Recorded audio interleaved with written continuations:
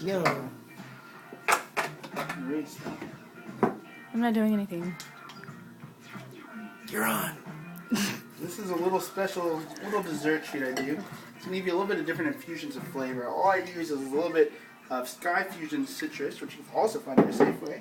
A little bit of a Simply Orange. I prefer pulp free. You can go with pulp. Gives a little bit of a texture. And I do about a 1 to 3 ratio. That's 1 shot of vodka, 3 shots of orange juice. And what you really get nicely out of this is you're going to get that citrus flavor. Now, I'm a big citrus fan, but you know, this is almost like a dessert drink. Pairs really well together. And what you do is you're going to have a little bite of an Oreo cookie. Then you're going to chase it down with a little bit of the orange juice and vodka. You're going to eat that chocolatey Oreo with that nice citrus tartness and a little bit of that kick of that vodka. It's really delicious. I always recommend trying it. Again, it's a little bit dessert piece.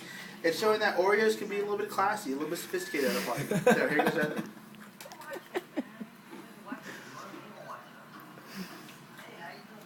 It's delicious. Okay, I'm going to go ahead and give it to my guest now. Here you go. Really get that chocolate just crushed up.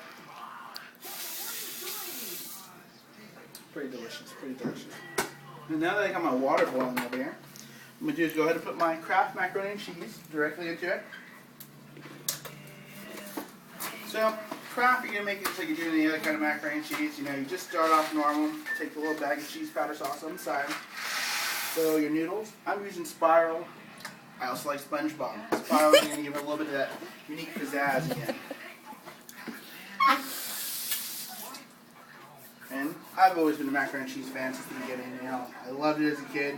I still love it today. From the time you put hot dogs into it, maybe that's why I kind of got into stone cooking, because you know you always want to see what else could I put into the macaroni and cheese that makes it more delicious.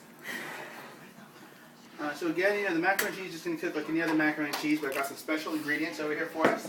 Along with our chili, our powder, I have some nice chipotle chili ground up powder. I'm going to throw that into it, as well as a little bit of minced crushed garlic. It's going to really kind of get that cheese flavor alive, and then once it's all done, I'm going to top it off with a little bit of Parmesan cheese, and we have some cheddar that's a sharp cheddar inside as well. So I'm just going to go ahead and let it boil for about 10 minutes or so. Let's go ahead and check on the food. You really get that buffalo garlic, and you're just going to kind of see that nice color on there. And then what I like to do before it's done is put a little bit of the minced garlic on here as well too. You're just going to go ahead and get a fry or a fork. You're going to move everything around a little bit in that garlic. Then almost like toss it around a little bit as well. Now we're going to get a little more of that flavor coming around. For the fries, you want to move around because those aren't quite done yet. So we'll go for a little bit of that crispiness all over here. And since we have a little bit longer on here, get some delicious sea salt. I prefer the fresh one. Grind it directly on there. And then we're going to place this back in the oven for about another 5 to 10 minutes or so. So you are going to have to keep an eye on the macaroni and cheese. The noodles and everything just going to cause it to foam up a little bit. Nothing to be worried about. You're just going to go ahead and keep stirring it up.